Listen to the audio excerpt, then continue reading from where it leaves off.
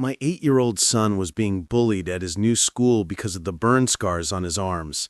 When the school failed to stop the harassment, I decided to confront the bully's father myself.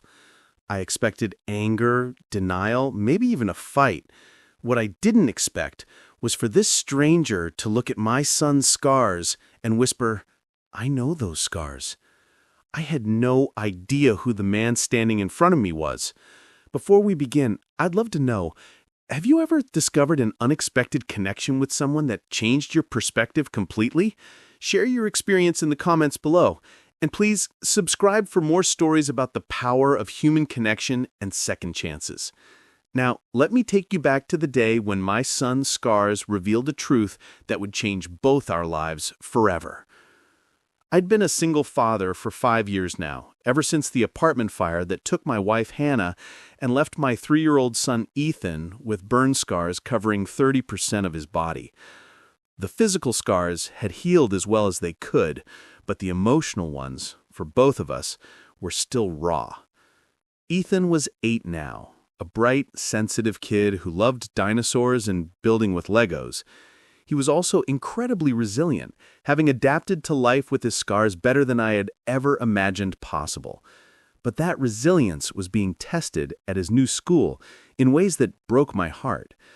We'd moved to a different district within the city because I'd gotten a promotion that required a longer commute, and the new school district was supposed to be better. What I hadn't anticipated was how cruel children could be to someone who looked different. It started small. Whispered comments, stares, kids avoiding sitting next to Ethan at lunch, but it escalated quickly when one particular boy, Tyler Thompson, decided to make my son's life miserable. "Dad," Ethan said one evening as I was helping him with homework, "am I a monster?" The question hit me like a punch to the gut. "What do you mean, buddy?" "He says I look like a monster because of my arms. He says that's why my mom died, because monsters can't have normal families."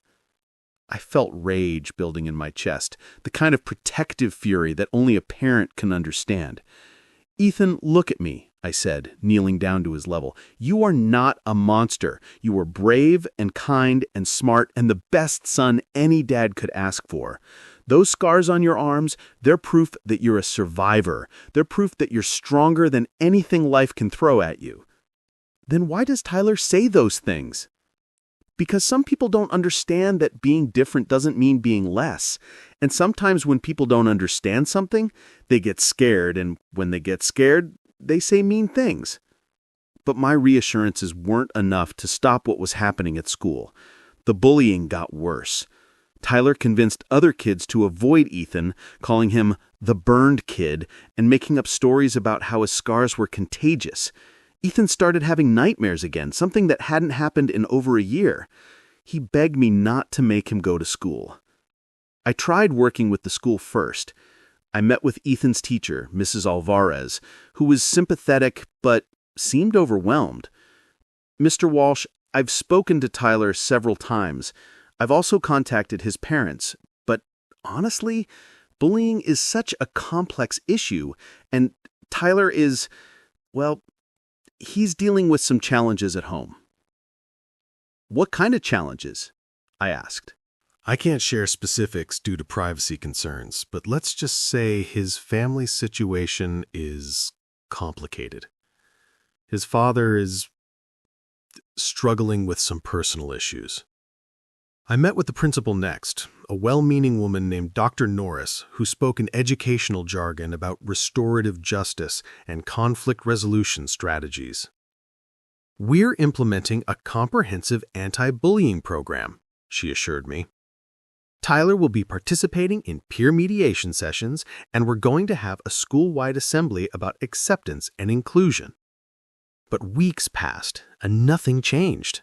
If anything, Tyler seemed emboldened by the lack of real consequences. The final straw came when Ethan came home with his favorite dinosaur t-shirt torn. "Tyler grabbed it during recess," Ethan explained, trying not to cry. "He said monsters don't deserve nice things." That night, after Ethan was asleep, I made a decision. The school wasn't protecting my son, so I would handle this myself. I was going to pay Tyler Thompson's family a visit. I found their address in the school directory and drove over on a Saturday morning. The house was in a modest neighborhood, a small ranch-style home with an overgrown yard and peeling paint. There was a pickup truck in the driveway and a motorcycle covered by a tarp in the garage. I knocked on the front door, my heart pounding with a mixture of anger and determination. I had rehearsed what I was going to say. I was going to explain that their son was tormenting mine, how they needed to take responsibility and put a stop to it. The door opened, and I found myself face to face with a man who looked to be in his early 40s. He was tall, with graying hair and tired eyes that spoke of someone who had seen too much. There were faint scars on his hands and forearms, and he moved with the careful precision of someone who had been injured and learned to compensate. "Can I help you?" he asked, his voice cautious but not unfriendly. "Are you Tyler Thompson's father?" "I am. Gene Thompson. And you are?" "Jeremy Walsh. My son Ethan is in Tyler's class at school." I watched as recognition flickered across his face, followed quickly by what looked like resignation. "Ah," he said, stepping back slightly. "I think I know why you're here. Please, come in." The inside of the house was clean but sparse, with the kind of furniture that looked like it had been chosen for function rather than style. There were a few family photos on the mantel, and I noticed that in the more recent ones, Tyler was always with just his father, no mother in sight. "Can I get you some coffee?" Gene asked, gesturing toward the kitchen. "This isn't a social call," I said, my anger returning. "Your son has been bullying mine for weeks. He's making Ethan's life hell, and the school doesn't seem to be doing anything about it." Gene's shoulders sagged slightly. "I know," he said quietly. "I've been trying to work with Tyler on his behavior, but he's been angry lately. We've both been going through a rough patch." "A rough patch doesn't give him the right to torment other children," I said, my voice rising. "Do you know what he's been saying to my son? He calls him a monster because of his scars. He tells him that's why his mother died." Gene's face went pale. "What he said?" "You heard me. Your son is psychologically torturing an 8-year-old boy because he looks different." "Mr. Walsh, I am so sorry. I had no idea Tyler was saying things like that. I knew there had been some incidents at school, but the teacher just said he was being unkind to another student. She didn't tell me he was—" Gene ran his hair through his hair. "This is unacceptable. I will deal with Tyler immediately." "It's gone beyond just dealing with Tyler," I said. "My son is afraid to go to school. He's having nightmares again. He thinks he's a monster because of what your son has been telling him." "Scars?" Gene asked suddenly, his voice strange. "You mentioned scars. What kind of scars?" The question caught me off guard. "Burn scars. On his arms and part of his chest. He was in a fire when he was 3. Gene went very still, his face losing even more color. Would you mind if I saw them, the scars?" "Why?" I asked, suddenly suspicious. "What does it matter what they look like?" "Please," Gene said, and there was something desperate in his voice. "I need to see them." Something in his tone made me reconsider. I pulled up my phone and showed him a recent photo of Ethan at the beach, where his scars were clearly visible on his arms and shoulder. Gene stared at the photo for a long moment, and I watched as his hands began to shake. "Oh my God," he whispered. "I know those scars." "What do you mean you know them?" Gene looked up at me, his eyes filled with a pain so deep it was almost physical. "Mr. Walsh, what was your wife's name?" "Hannah. Hannah Walsh. Why?" "And the fire, it was 5 years ago, an apartment building on George Street?" My blood ran cold. "How do you know that?" Gene sat down heavily in his chair, his face in his hands. "Because I was there," he said, his voice barely audible. "I was the firefighter who pulled your son out of that building." The world seemed to tilt sideways. I stared at this man, this stranger who had just claimed to be part of the worst day of my life, and tried to process what he was telling me. "That's impossible," I said. "The firefighter who saved Ethan, his name was Thompson?" "Eugene Thompson is my full name," Jean said quietly. I felt like I was going to be sick. "You're him. You're the firefighter who saved your son, yes, and who couldn't save your wife." The silence that followed was deafening. I looked at this broken man sitting across from me, and suddenly everything made sense. His tired eyes, his careful movements, the scars on his hands, the absence of Tyler's mother in the family photos. "You were injured in the fire," I said, remembering what the fire chief had told me afterward.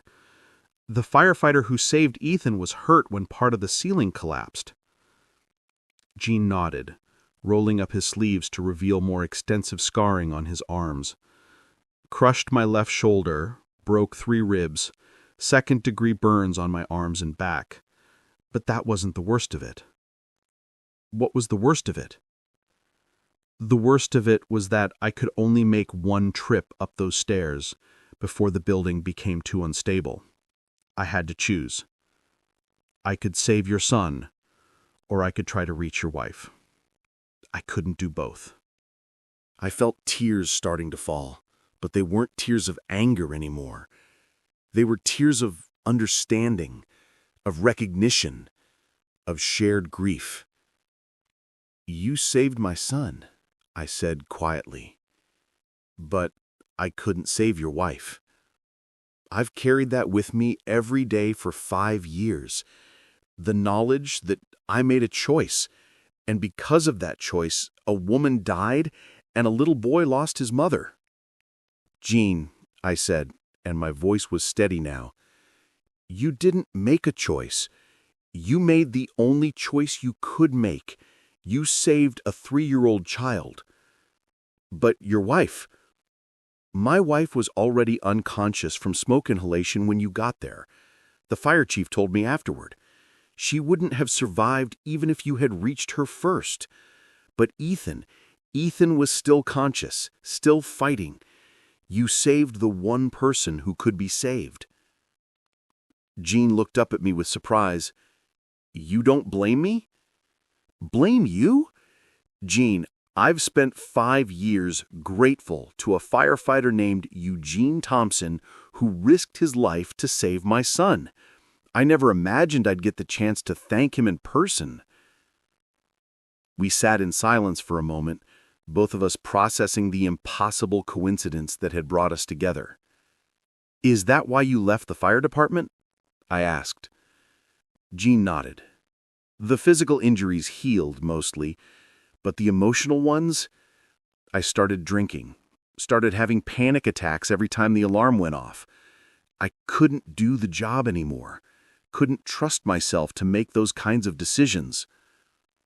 "And Tyler's mother?" "Left 2 years ago. Said she couldn't handle being married to a broken man." Jean's voice was bitter. "Tyler blames me for her leaving. He's been angry ever since, acting out at school, getting into fights. I've been trying to help him, but I'm barely keeping my own head above water." "So he's been taking his anger out on other kids?" "Apparently. And I'm ashamed to say I didn't realize how bad it had gotten." Jean looked at me with genuine remorse. "Mr. Walsh, I am so sorry. Not just for Tyler's behavior, but for everything. For not being able to save your wife, for the pain you and your son have endured." I stood up and walked over to where Jean was sitting. "Jean, look at me." He raised his eyes to meet mine. "You have nothing to apologize for. You are a hero. You saved my son's life, and you nearly died doing it. The fact that Tyler has been bullying Ethan doesn't change that. But Tyler doesn't know, Jean said quietly. He doesn't know about the fire, about your son. He just sees a kid with scars and he's been cruel. Then maybe it's time he learned the truth. Jean was quiet for a long moment. You're right, he said finally. Tyler needs to understand what real courage looks like and what real consequences are. Where is he now? In his room. He's been grounded for the past week because of a fight at school. Jean stood up. Would you be willing to stay while I talk to him? I think he needs to hear this story, and I think he needs to meet the boy whose life I saved. Ethan's not with me today. He's at his grandmother's house. That's okay. Tyler needs to hear this first, then maybe we can arrange for the boys to meet properly. Jean called Tyler downstairs, and I watched as a sullen-looking boy of about 8 trudged into the living room. He had his father's dark hair and the same tired eyes, but there was an anger in his expression that spoke of pain he was too young to understand. Tyler, Jean said. His voice was firm but gentle. This is Mr. Walsh. He's Ethan's father. Tyler's expression immediately became defensive. I didn't do anything. Son, sit down. We need to have a conversation. For the next hour, Jean told Tyler the story of the fire. He explained about his job as a firefighter, about the day he had to choose between saving a woman or a child, about how he had carried a 3-year-old boy out of a burning building and nearly died in the process. Tyler listened with growing amazement and horror. The little boy I saved, Jean said, was Ethan, the boy you've been calling a monster. Tyler's face went white. Ethan? But his scars are proof that he survived something that should have killed him. They're proof that he's braver and stronger than most adults I know. But I called him... Tyler's voice trailed off as the full weight of what he had done began to sink in. You called him a monster, Jean said quietly. You tormented a child who had already lost his mother and nearly lost his own life. Tyler began to cry then, not the angry tears of a frustrated child, but the deep, remorseful sobs of someone who truly understood the magnitude of their actions. I'm sorry, he whispered. I'm so sorry. I didn't know. I know you didn't know, Jean said, pulling his son into a hug. But that's not an excuse. We don't get to be cruel to people just because we don't understand their story. Can I tell him I'm sorry? I spoke up for the first time since Jean had begun his story. Tyler, I think Ethan would like that very much. But more than an apology, I think he'd like a friend. A friend? Someone who sees him for who he really is, a brave, kind, smart boy who happens to have some scars. Tyler nodded eagerly. I want to be his friend. I want to make up for what I did. The following Monday, I walked Ethan to school myself. He was nervous, clutching my hand tightly as we approached the building. Dad, what if Tyler is mean to me again? I don't think he will be, buddy. But if he is, you come find me immediately, okay? We were barely through the front door when Tyler appeared, his father right behind him. Jean and I had arranged this meeting, but Ethan didn't know what to expect. Tyler walked up to Ethan, his face serious but kind. Ethan, I'm Tyler. I'm sorry. Ethan looked up at me uncertainly, then back at Tyler. I was really mean to you, Tyler continued. I called you names and made you feel bad about your scars. But I didn't know. I didn't know that you're a hero. A hero? Ethan asked, confused. Tyler looked back at his father, who nodded encouragingly. My dad told me about the fire, about how he saved you when you were little. He said your scars aren't ugly. They're proof that you're the bravest person he ever met. Ethan's eyes widened, and he looked up at Jean with recognition dawning on his face. You're the firefighter, the one who carried me out? Jean knelt down to Ethan's level, his eyes bright with unshed tears. I am. And I've thought about you every single day for 5 years, wondering if you were okay, if you were happy, if you remembered anything about that day. I remember someone holding me, Ethan said quietly. Someone telling me I was going to be okay. Was that you? That was me, Jean said with his voice thick with emotion. And you were okay. You were so much more than okay. You grew up to be an amazing, brave little boy. Tyler stepped forward again. Ethan, I was really mean to you because I was angry about other stuff, and I took it out on you. That was wrong. Really, really wrong. Can you maybe forgive me? Ethan looked at Tyler for a long moment, then at his father, then at me.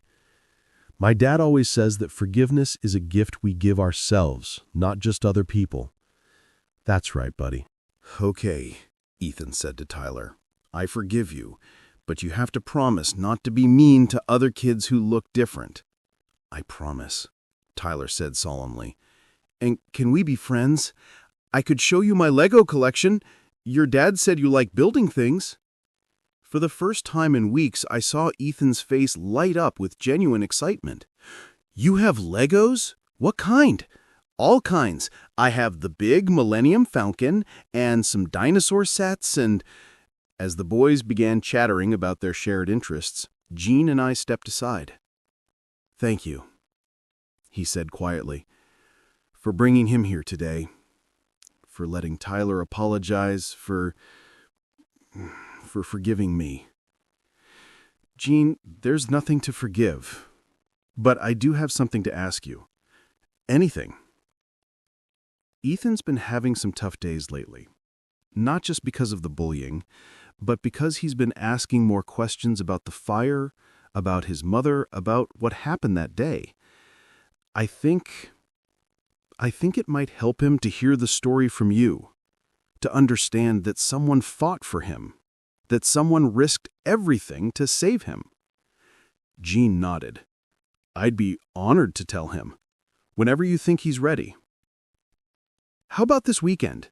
You and Tyler could come over for dinner. Ethan could show Tyler his dinosaur collection, and maybe afterward you could tell him about that day. The parts that are appropriate for an 8-year-old to hear. I'd like that very much. That Saturday evening, Jean and Tyler came to our house for dinner. It was the first time in months that I'd heard Ethan laugh so freely. He and Tyler had bonded over their shared love of dinosaurs and Legos, and Tyler had proven to be a kind, thoughtful friend once his anger had been redirected into understanding. After dinner, while the boys played in the living room, Jean told Ethan the story of the fire. He kept it age-appropriate, focusing on the bravery of the firefighters, the importance of smoke detectors, and how proud he was of how strong Ethan had been. Were you scared? Ethan asked. I was. But being scared doesn't mean you're not brave. Being brave means doing the right thing even when you're scared. Is that why you saved me, even though you were scared? I saved you because that's what firefighters do. We protect people. And you, Ethan, were worth protecting. Ethan was quiet for a moment, then he rolled up his sleeves and showed Jean his scars. Do they look different now than they did when I was little? Jean examined the scars carefully, his expression thoughtful. They look like they've healed beautifully. Your doctors did an amazing job. But you know what I see when I look at them? What? I see proof that you're a fighter. I see evidence that you survived something that would have defeated a lot of people. I see the marks of a warrior. A warrior? That's right. These scars are your battle wounds, and they tell the story of a battle you won. From that day forward, everything changed. Tyler became Ethan's closest friend and fiercest protector at school. When other kids stared at Ethan's scars or asked rude questions, Tyler would step in and explain that Ethan was a fire survivor, a real-life hero. Gene and I developed an unlikely friendship built on shared experience and mutual respect. He started attending AA meetings and working with a therapist to deal with his PTSD. I helped him navigate the process of getting back on his feet, and he helped me understand that it was okay to let other people into our lives, that Ethan and I didn't have to face the world alone. 6 months later, Gene had been sober for 4 months and was working as a fire safety instructor, teaching children about fire prevention and safety. Tyler had transformed from an angry, acting-out child into a confident, empathetic boy who stood up for other kids who were being bullied.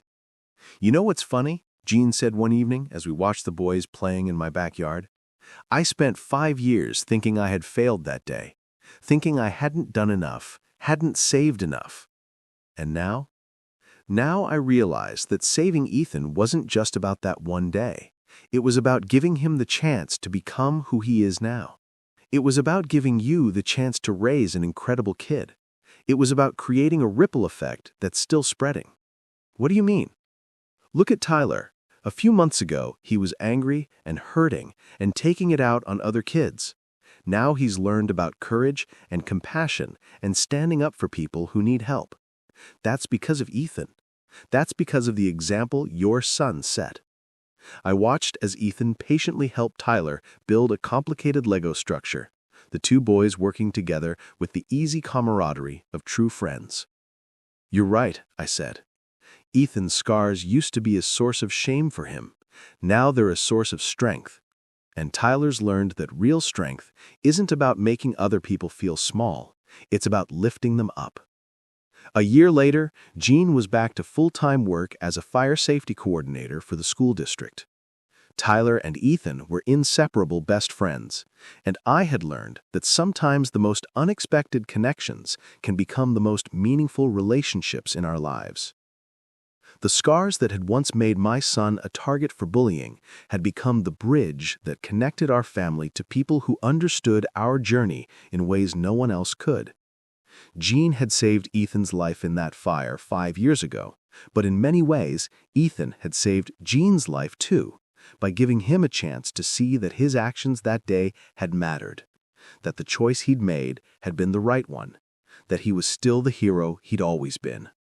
Sometimes I think about how different our lives would have been if I hadn't decided to confront Tyler's father that day, if I had just accepted the school's inadequate response to the bullying, if I had transferred Ethan to yet another school, if I had let anger and frustration drive my decisions instead of love and determination. But I'm grateful every day that I made the choice to fight for my son, because in fighting for him, I found something I didn't even know we were missing: a family that understood our story, friends who saw Ethan's scars as marks of courage rather than difference, and a community built on the foundation of shared experience and mutual support. Ethan's scars will always be part of his story, but now, instead of being a source of shame or pain, they're a reminder of his strength, his survival, and the incredible connections that can grow from the most unexpected places. They're proof that sometimes our greatest wounds can become our greatest gifts, and the people who understand our pain the best are often the ones who helped us survive it in the first place. An absolutely powerful story about how our greatest pain can become the bridge to our greatest healing, and how the scars we carry can connect us to people who understand our journey in ways no one else can. What do you think of Gene's transformation from a broken man carrying guilt to someone who found purpose again? Let us know your thoughts in the comments below. If you were moved by this incredible story about forgiveness, unexpected connections, and the healing power of truth, please show your support by hitting that like button, and be sure to subscribe for more inspiring stories that prove we're all more connected than we realize. Don't forget to click the notification bell so you never miss an upload. Thanks for watching, and we'll see you in the next one.